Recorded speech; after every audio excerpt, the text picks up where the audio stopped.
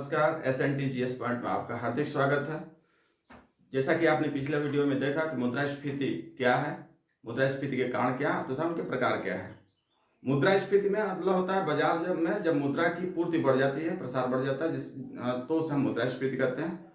Actually मुद्रास्फीति होता कैसे है, क्यों होता है, तो इसका जो प्रमुख कारण है वह होता है व्यापारिक बैंकों द्वारा जब शाख निर्माण किया जाता है। शाख निर्माण का मतलब होता है व्यापारिक बैंकों द्वारा लोगों को ऋण जारी किया जाता है, उसे हम शाख निर्माण कहते हैं।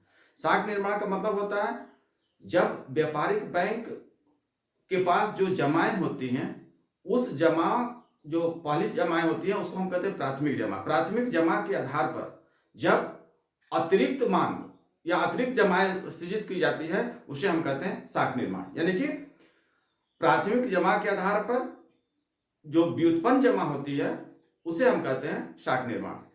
अब इसको हम दूसरे शब्दों में बताएं तो जैसे मान लीजिए एक ए व्यक्ति है और वह किसी बैंक में जाता है अपने कुछ पैसा लेकर के। माना कि वह पैसा जो है 10,000 है, तो मान लीजिए कि 10,000 रुपया वह लेकर जाता है।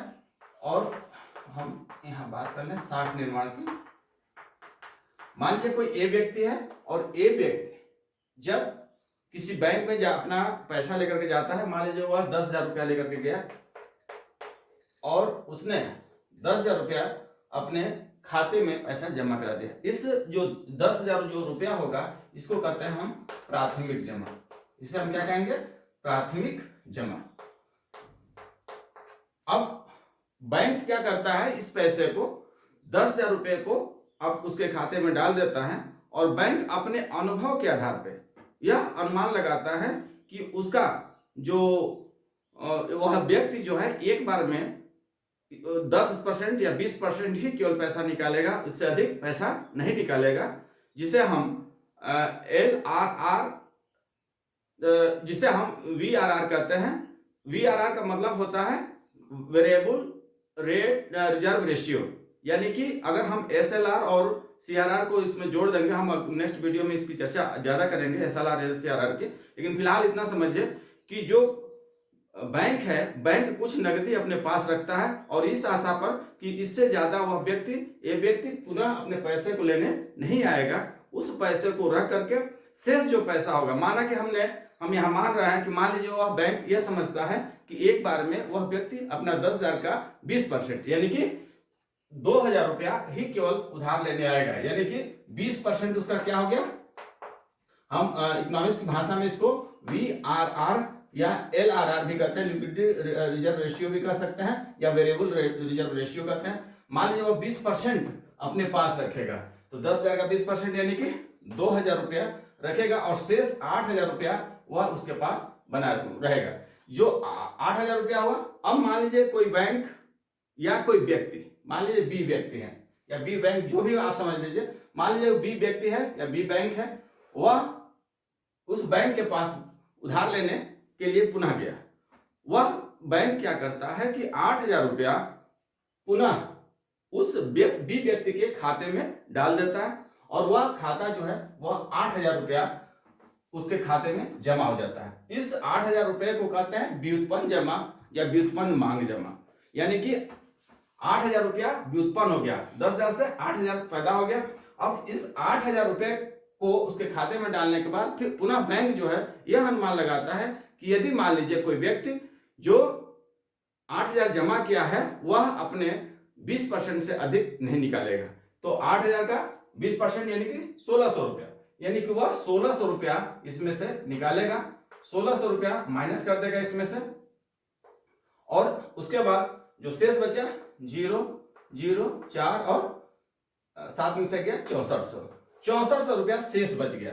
6400 रुपया अब वह जो होगा वह पुनः मान लीजिए तीसरा व्यक्ति आता है और तीसरा व्यक्ति उधार लेने आता है और वह जो सी व्यक्ति है उसके भी पुनः उसी तरह से खाता खोलता है और खाता खोल करके उसके खाते में 6400 रुपया डाल देता है और फिर उसके अपने पुराने अनुभव के आधार पर 20% जो है हमको रख कर, वो अपना कैश रख करके रिजर्व रख करके बाकी शेष पैसे को वह पुनः DEF वह तब तक यह प्रक्रिया चलाता रहता है जब तक कि अंतिम रूप से जो प्राथमिक जमा है वह खत्म नहीं होता, शून्य नहीं हो जाता, तब तक वह उधार देता रहता है। इस प्रक्रिया में हम देखेंगे कि 10,000 रुपये की जगह पे अगर हम इनको पूरे को जोड़ें और 20% अगर रिजर्व रखता चला जाता है तो वह 10,000 का 20% यानी कि 5 गुना यानी कि 50,000 रुपया, 10,000 का 50,000 रुपया क्या कर देता है, टोटल वह जो है ऋण दे देता है, उधार दे देता है। यानी कि पैसा प्राथमिक रूप से कितना है 10,000 और साख कितना हो रहा है, मार्केट में पैसा कितना चल रहा है 50,000, तो इसका मतलब 10,000 का 50,000 यानी कि 5 गुना क्या कहलाएगा, साख निर्माण कहलाएगा।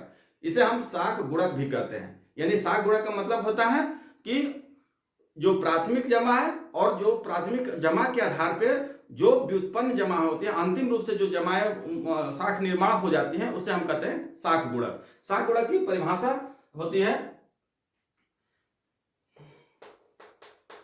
साख गुणक जिसे हम क्रेडिट मल्टीप्लायर भी कहते हैं, मल्टीप्लायर बराबर होता है 1 अपान VRR। यानी कि अगर मान लीजिए हम बात करें इसका तो 1/20%, 1/20% यानी कि हम इसे 1/20/100 कर दें और इसको और सही हल करें तो ये 100/20 हो जाएगा और ये आपस में करके 5, यानी कि वह जो गुणक है वह 5 है, यानी 5 गुना वृद्धि कितनी होगी, 5 गुना। यानी कि जो प्राथमिक जमा है अगर उससे व्यापारिक बैंक काम करता है, इससे बैंक को अपने प्राथमिक जमा के आधार पर करीब करीब 5 गुना विकास करेगा। यानी कि टोटल अगर पैसे के रूप में कहें तो 50,000 टोटल हो गया और 50,000 में से अगर 10,000 घटा भी दें तो अंतिम रूप से वह 40,000 रुपया मार्केट में पैसा व्युत्पन्न कर देगा, साख निर्माण कर देगा। उसे हम साख निर्माण या लोन कहते हैं, क्रेडिट क्रिएशन कहते हैं। आशा है आपको ये बात समझ में आ गई होगी। अगर आपको बात नहीं समझ में आएगी तो कृपया मुझे कमेंट कीजिए और हम नेक्स्ट वीडियो में साख निर्माण को कैसे नियंत्रित करते हैं या मुद्रास्फीति कैसे बनता है इसके बारे में चर्चा करेंगे। धन्यवाद।